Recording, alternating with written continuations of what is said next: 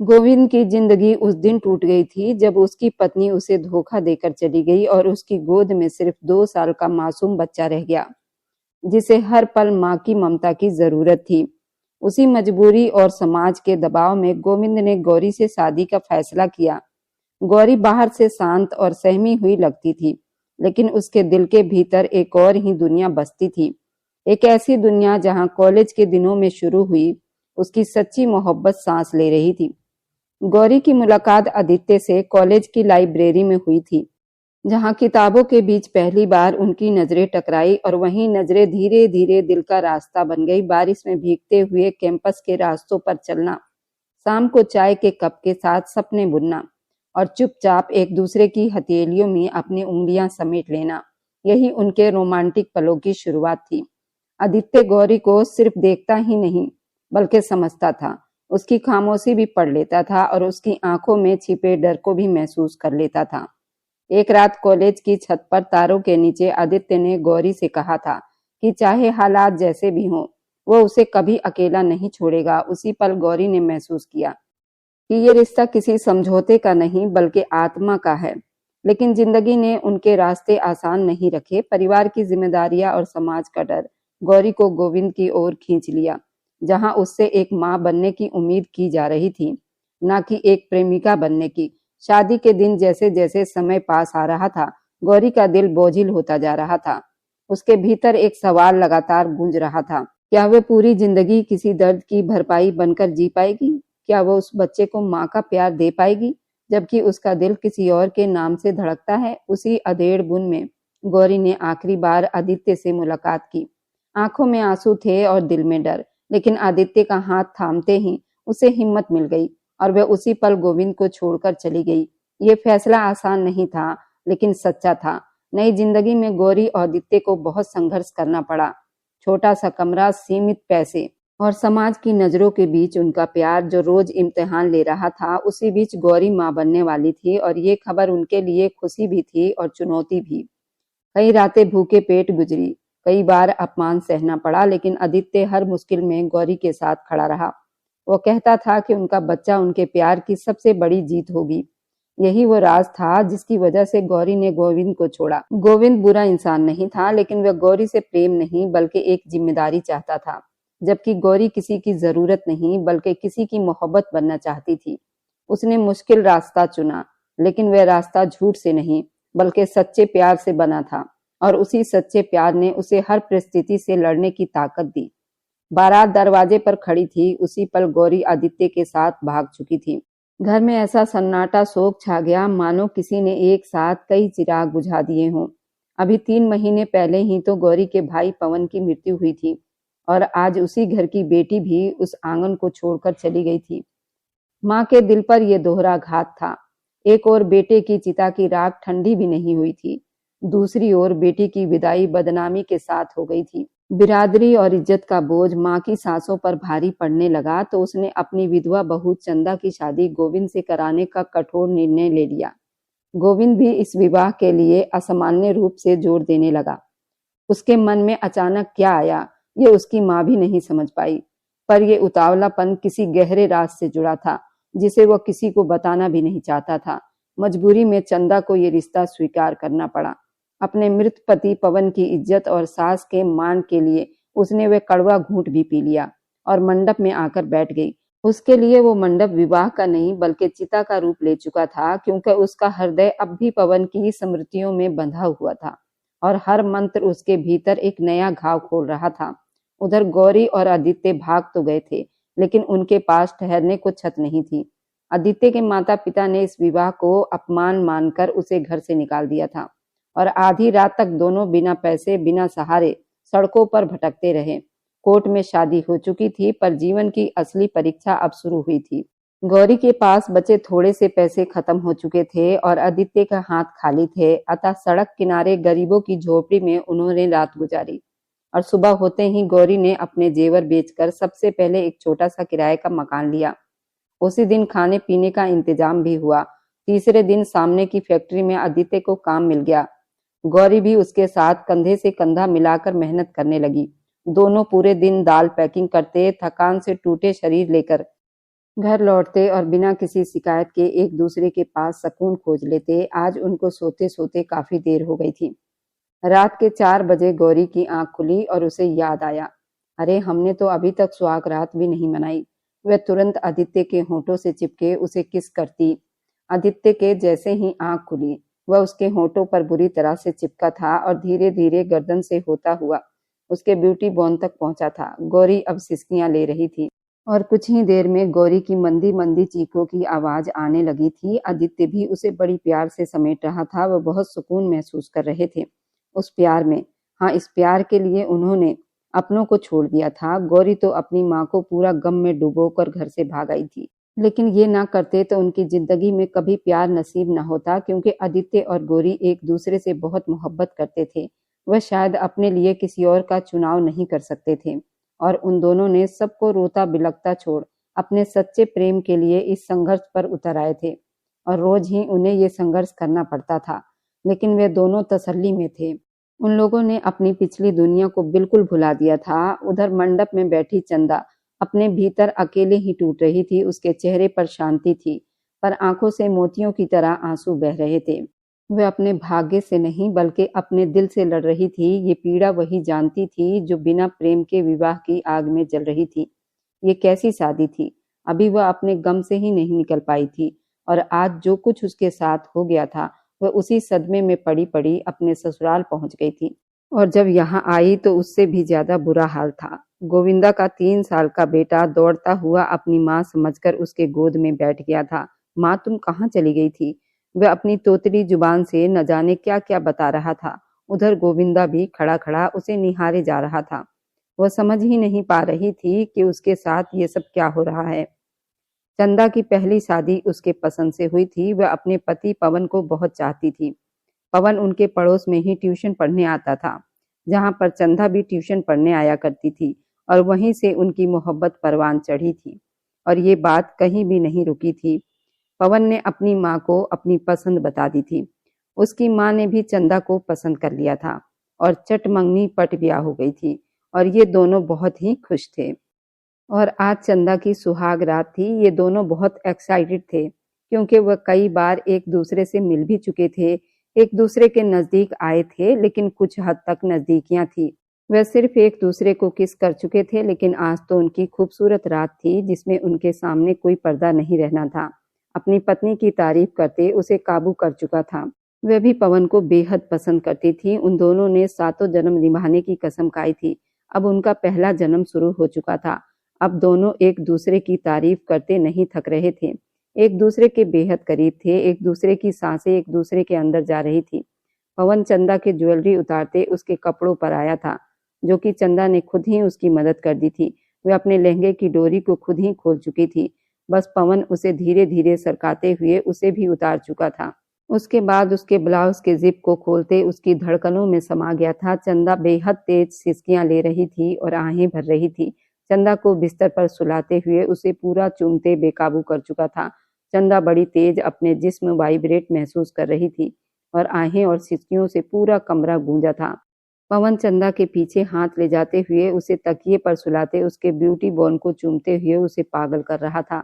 उसके बैली बटन तक आया था और फिर उसे अपने नीचे एडजस्ट करते हुए उसकी चीखों को तेज किया था। वो बेकाबू उछल पड़ी थी। अब उसे सहज सहज प्यार करता हुआ उसे और भी दीवाना कर चुका था। वह रात उनकी बेहद खूबसूरत गुजरी थी। उसके बाद हर रात उनकी सुहाग रात से कम नहीं होती थी। वह एक दूसरे को बहुत पसंद करते थे, लेकिन शायद भगवान को ये मोहब्बत पसंद ना आई थी। चंदा को ऐसा घाव लगा जिससे उसकी आत्मा भी हिलकर रह गई थी। शादी के 3 महीने के बाद उसकी दुनिया ही बर्बाद हो गई थी। उसके नंद की शादी की तैयारी चल रही थी और उस दिन पवन को ड्यूटी से आते देर हो गई थी, लेकिन एक फोन कॉल ने सबको हिलाकर रख दिया था। पवन का एक्सीडेंट हुआ था। मौके पर ही उसकी मौत हो गई थी। ये सदमा बहुत बड़ा था। उसकी नंद की शादी की तारीख भी रखी जा चुकी थी, लेकिन उसे नहीं पता था कि अगली दुल्हन उसी को ही बनाया जाएगा। शादी की डेट को तो बढ़ा दिया गया था, लेकिन उसके पति के मरने के 3 महीने के बाद भगवान ने ऐसा जाल बिछाया कि अपनी नंद की जगह उसे दुल्हन बनना पड़ा था। और आज वे अपनी नंदोई के सेज पर आ बैठी थी, जहां पर एक बच्चा उसके सीने में चिपका उसे माँ माँ बुला रहा था। प्लीज मम्मी प्लीज, मुझे ये शादी नहीं करनी। वो रोती हुई अपनी सास को मना कर रही थी। अभी वो 3 महीने पहले ही तो विधवा हुई थी।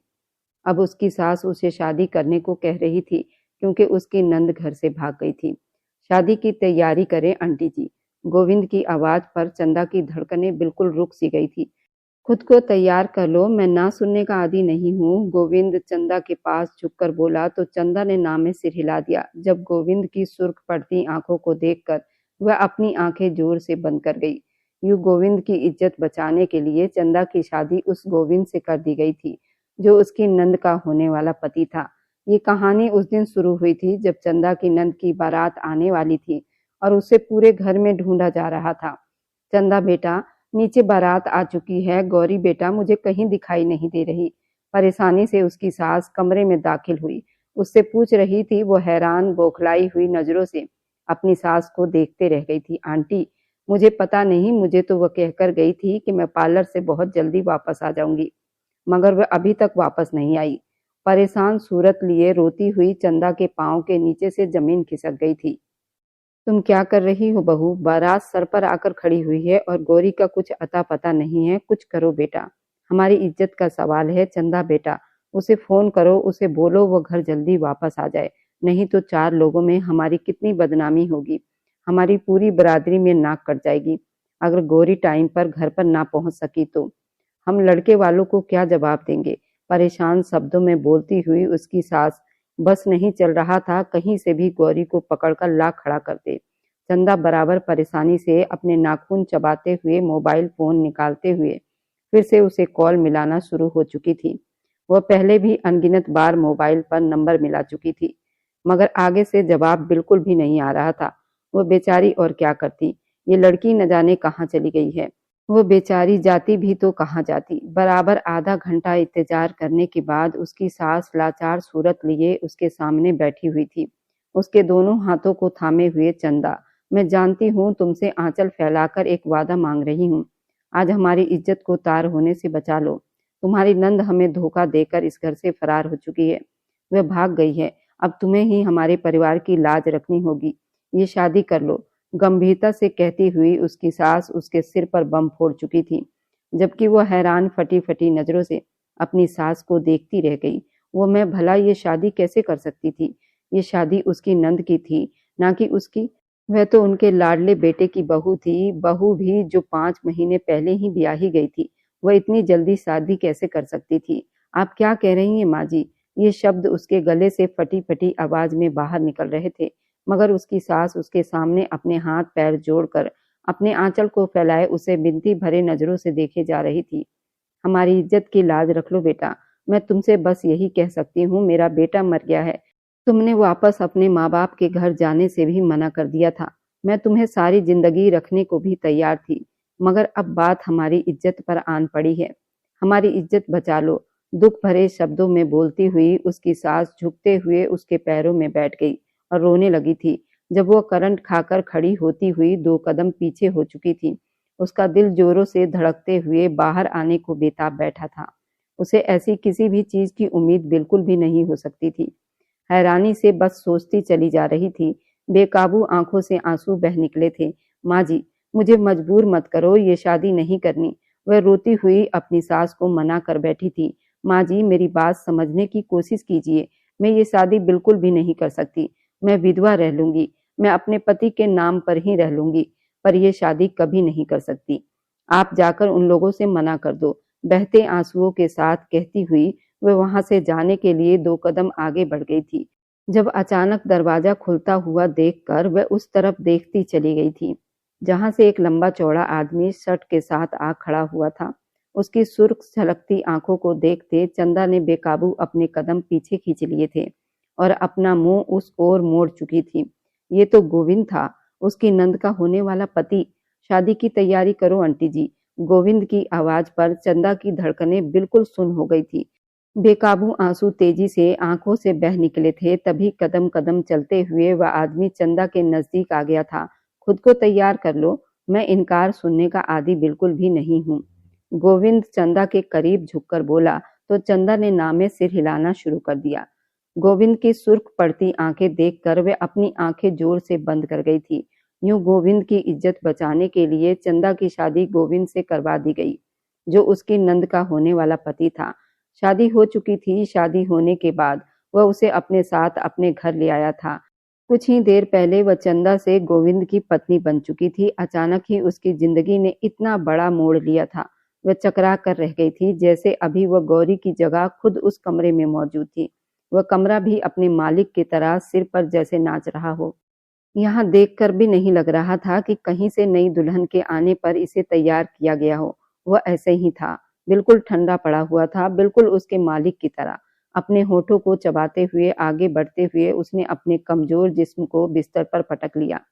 उंगलियां चबाते हुए अब वो अपनी आने वाली जिंदगी के बारे में सोचती चली जा रही थी। न जाने उस आदमी के साथ उसकी जिंदगी अब कैसी बीतने वाली थी।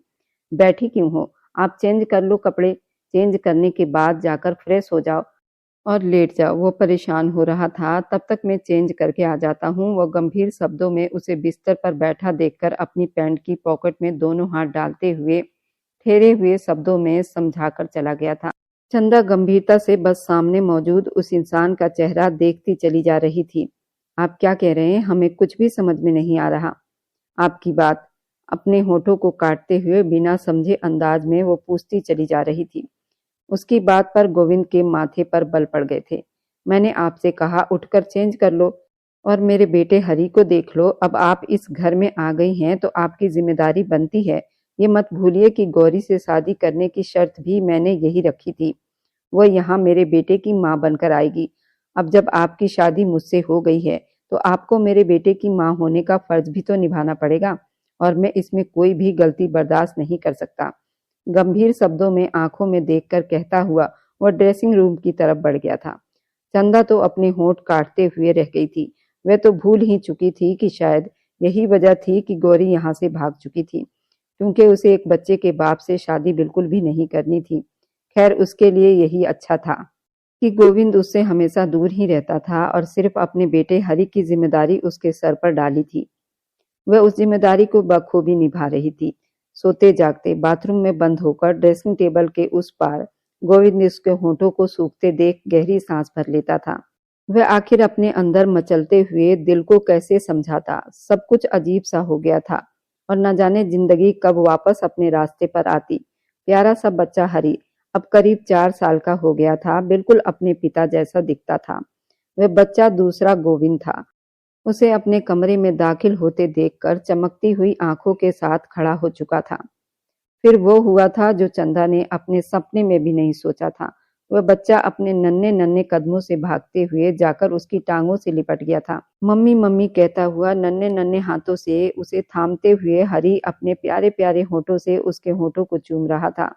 तोतली शब्द निकाल चुका था। वह तो जहां की तहां बिल्कुल सुन रह गई थी। उसके पीछे आता गोविंद अपनी जगह पर रुक सा गया था। दिल एक पल के लिए धड़कना भूल चुका था। जिस चीज का डर था वही हो रहा था, मगर वह उस चीज को रोक भी नहीं सकता था।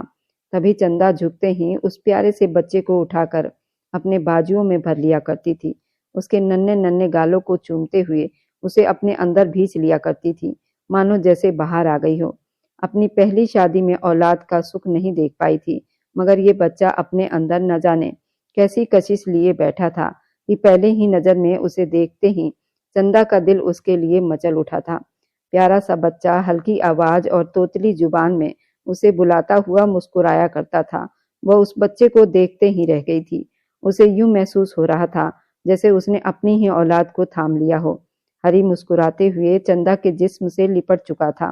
पहली बार बच्चे का यूं लिपटना उसे अलग ही एहसास करवा रहा था। उसे भी महसूस हो रहा था, मगर वो बच्चा था, उसे क्या मालूम, शायद वह भी माँ के प्यार के लिए तरस रहा था। और अब जब उसे कोई औरत दिखाई दी थी तो वह यूं ही अपनी माँ समझते हुए उससे लिपट गया था। छोटा सा बच्चा क्या जानता था। मुस्कुराते हुए वह सोचती चली गई, जबकि गोविंद उन दोनों के ठीक पीछे मौजूद लाल आंखों से उन दोनों को देखता रह गया, अपने हाथों की मुठ्ठियां बंद करते हुए अपने सुन पड़े चेहरे पर काबू पाने की कोशिश कर रहा था। तभी एक ही झटके में आगे बढ़ते हुए वह हरी को उसके बाजुओं से भर चुका था। तुम जाकर उसके लिए दूध बना दो। ठहरे हुए शब्दों में बोलता गोविंद उसे लिए बिस्तर की तरफ बढ़ गया था।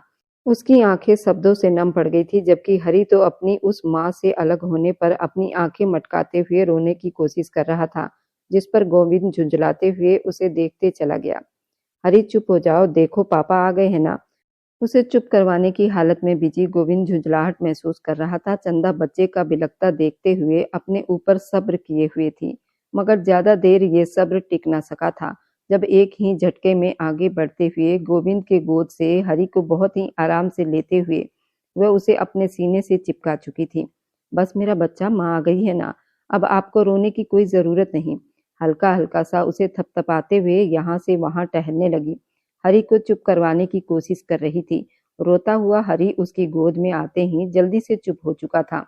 उसकी गर्दन में मुंह छुपाए गहरी गहरी सांसें भरते हुए उसकी आंखों के आंसू भी काफी हद तक थम चुके थे, जिसे देखते हुए गोविंद अपने हाथों की मुठ्ठियां भींच कर रह गया। अपना गला सुखाते हुए वह उन दोनों को देखते रह गया था। बेबसी से वह अपने बेटे को नहीं समझ सका, वह अपने दिल को भी नहीं समझ सका था। तभी उठते हुए चुपचाप वहां से उठकर अपने बेटे के लिए दूध तैयार करने लगा। हरि की माँ अगर उसे संभाल रही थी, तो हरि के पिता का भी तो यही फर्ज बनता था कि उसकी सेवा में जुट जाए। जबकि चंदा तो चुपचाप उन दोनों बाप बेटे को देखती चली जा रही थी, जिसके तेवर बदलते दिखाई दे रहे थे। दूध पीते ही हरि कुछ ही देर में सो चुका था। चंदा तो उसके साथ ही बेड पर मौजूद उसे चुप करवाते हुए मोहब्बत भरी नजरों से देख रही थी, जिस पर गोविंद सोफे पर बैठा हुआ झुंझलाया दिखाई दे रहा था। अब वह सो गया। उठो, सोने के लिए कमरे में जाओ। झुंझलाती हुई उसके आवाज पर जलती हुई चंदा अपने होंठ दोबारा कुचल कर रह गई। शायद गोविंद अपने बेटे को लेकर थोड़ा सीरियस हो जाता था। ठीक है, मैं चली जाती हूँ, मगर हरी रात को फिर से उठ गया तो? ऐसा करते हैं, मैं यहीं रह जाती हूँ। जितना गोविंद ने उसे तंग किया था, कुछ तंग करने की बारी अब चंदा की भी तो बनती थी। तभी उसे और ज्यादा जलाते हुए वो बोली थी। बोलने के साथ साथ वो बिस्तर पर फैल भी चुकी थी, जिसे देखते हुए गोविंद की मुट्ठियां जोर से बंद हो गई थी। बिल्कुल भी नहीं, तुम उठो यहाँ से, जल्दी जाकर अपने कमरे में सो जाओ, नहीं तो अच्छा नहीं होगा। ये बोलता हुआ वह वहां से उठ खड़ा हुआ, जबकि चंदा उसे देखते हुए अपने कंधे उचकाकर रह गई थी। ऐसा है तो ऐसा ही सही। वह चुपचाप उठते हुए अपने कमरे की तरफ बढ़ गई थी। अपने कपड़े तो उसने पहले ही चेंज कर लिए थे। सोने के लिए बिस्तर पर लेट गई। उसे यूं सोता देखकर गोविंद अपने होंठ भींच कर रह गया था। अब आपके साथ क्या समस्या है? क्या अब हम आपके बिस्तर पर भी नहीं सो सकते? अगर ऐसा है तो अभी हरि के कमरे में चली जाती हूँ, हम वहां सो लेंगे, मगर हम सोफे पर नहीं सोने वाले। गंभीर शब्दों में बोलती हुई वे अपना मुंह पलट चुकी थी। गोविंद अपने होंठ भींच कर रह गया। वह उसे हरि के कमरे में तो बिल्कुल भी नहीं जाने दे सकता था। तभी करवट भरते हुए आगे बढ़कर अपने साइड पर लेट चुका था। लाइट ऑफ कर दो, मुझे रोशनी में सोने की बिल्कुल भी आदत नहीं। गंभीर शब्दों में उसकी आवाज कमरे में उभरी थी, जिसे सुन गोविंद गहरी सांस भरते हुए अपने ऊपर काबू करके रह गया था। ऐसा है तो फिर ऐसा ही सही। लाइट ऑफ करते हुए वह सोने के लिए आंखें बंद कर चुका था, जबकि दिल में अभी भी कुछ कशिश डूबती हुई महसूस हो रही थी। सुबह उसकी आंख अपने आसपास मजबूती से बंधे हुए बाजू पर खुली थी। पलके झपकाते हुए वो यहाँ वहां देख ये समझने की कोशिश कर रहा था कि उसकी आंख खुल क्यों नहीं रही, मगर सामने ही जो मंजर था उस पर नजर पड़ते ही एक पल के लिए उसे गंभीर चेहरे पर भी मुस्कुराहट बिखर चुकी थी। चंदा उसके कंधे पर सिर रखे हुए अपने जिस्म का आधा बोझ उसके ऊपर डाले बेफिक्री से सो रही थी। दूसरी तरफ हरी उसके चेहरे की तरफ अपनी बड़ी बड़ी आंखों से देखते हुए मुस्कुरा रहा था। एक बाजू चंदा की कमर पर बंधा हुआ था, दूसरा बाजू हरी के गर्दन पर फैला हुआ था।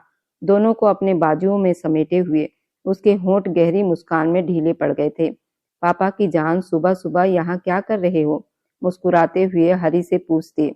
वह उसके बालों में हाथ फेर चुका था, जबकि दूसरी नजर सोई हुई चंदा पर भी डाली थी। वह किस तरह खूबसूरत लग रही थी, ये कोई उससे पूछता। नींद में ही वह उसका दिल लूटती चली जा रही थी, जबकि गोविंद तो बस एक टक उसकी तरफ देखता ही चला जा रहा था। इसका दूसरा भाग बहुत दिलचस्प रहने वाला है। क्या गोविंद और चंदा एक ही छत के नीचे रहते हुए भी एक दूसरे से अनजान बने रहेंगे? इन दोनों के दिलों में तूफान है, लेकिन जुबान पर खामोशी। सवाल यही है, क्या ये दोनों कभी करीब आ पाएंगे या फिर यही दूरी हमेशा की किस्मत बनकर रह जाएगी? गोविंद की झिझक सिर्फ संकोच नहीं थी, वह टूटे भरोसे की परछाई थी जिसे उसकी पहली पत्नी छोड़ गई थी, वह भी 2 साल के मासूम बच्चे के साथ। और यही टीस उसे हर रिश्ते से डराती थी। आखिर वह क्यों गई थी? क्या गोविंद की चुप्पी उसकी सबसे बड़ी गलती थी, या फिर उसकी पत्नी का कोई छुपा हुआ सच था जिसे उसने कभी बताया ही नहीं था? क्या वह पहले से ही किसी और की थी, या हालात ने उसे मजबूर कर दिया था? और क्या गोविंद ने बिना सवाल किए खुद को ही दोषी मान लिया था? चंदा, जो खुद विधवा होकर समाज की नजरों से टूटी हुई थी, गोविंद की आंखों में वही दर्द देखी थी जो उसके अपने दिल में पल रहा था। फिर भी वह एक कदम आगे बढ़ाने से डरती थी, क्योंकि उसे लगता था कि वही किसी और की अधूरी कहानी में जबरदस्ती पूरी होने की कोशिश तो नहीं। इन दोनों की शादी क्यों मजबूरी बनी? किसने ये फैसला लिया, और किसकी गलती ने दोनों जिंदगियों को ऐसे मोड़ पर लाकर खड़ा किया जहां साथ होते हुए भी साथ होना सबसे मुश्किल काम था? ये सब अभी धुंध में छुपा हुआ है। गोविंद के मन में पत्नी को छोड़ जाने का सच आज भी एक बंद दरवाजे की तरह है, और चंदा के दिल में एक ऐसा सवाल है जिसका जवाब मिलने से उसकी पूरी जिंदगी बदल सकती है। क्या वह सच सामने आएगा? क्या गोविंद अपने डर से बाहर निकल पाएगा, और या चंदा सिर्फ एक समझौता बनकर रह जाएगी, या फिर एक नई मोहब्बत की शुरुआत बनेगी, या फिर आने वाली कहानी दूसरे भाग का गहरा रहस्य के साथ सामने आएगा? इसलिए इस कहानी को मिस ना करें, और मेरी वीडियो जहां कहीं से भी आप लोग देखते हैं, कमेंट में शहर और राज्य का नाम जरूर बताइए। मुझे आप लोगों को कमेंट पढ़ने में बहुत आनंद आता है, और उन सभी का मैं बहुत बहुत धन्यवाद करना चाहती हूँ जो लोग मेरी वीडियो को देखते हैं, लाइक करते हैं और शेयर करते हैं। अगर आपको आज की कहानी पसंद आई है तो वीडियो को जरूर लाइक कीजिएगा, और अपने दोस्तों के साथ शेयर भी कीजिएगा। और हाँ, अगर आपने अभी तक हमारे चैनल को सब्सक्राइब नहीं किया है तो जरूर सब्सक्राइब कर लें। मिलते हैं हम अपनी कल की एक और नई दिलचस्प कहानी के साथ। मुझ पर सदा अपना प्यार और स्नेह बनाए रखें। सभी को मेरा प्यार भरा नमस्कार दोस्तों। खुश रहें, स्वस्थ रहें, मस्त रहें।